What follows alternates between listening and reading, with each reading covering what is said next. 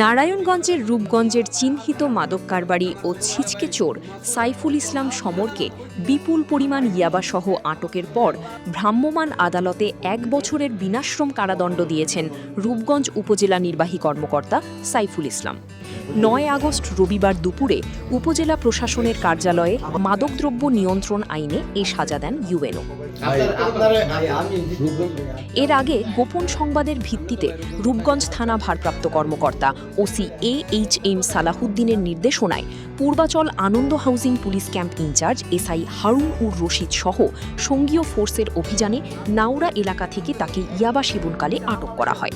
তার বিরুদ্ধে চুরি, ছিনতাই, মাদকসহ নানা অপরাধে রূপগঞ্জ থানা ও নারায়ণগঞ্জ আদালতে মামলা রয়েছে। পুলিশ জানায় তার সমরের বিরুদ্ধে একাধিক মামলায় গ্রেপ্তারি পরোয়ানা ছিল। এদিকে সাইফুল ইসলাম সমরকে সাজা দেওয়ার খবরে গোয়ালপাড়ার বাসিন্দারা স্বস্তি প্রকাশ করেছেন। তারা জানায় সমর ও তার ছেলে বহু বছর ধরে মাদক কারবার করে আসছে। তার স্ত্রীকে নানা অপরাধে জড়িয়ে রাখারও অভিযোগ করেন এলাকাবাসী।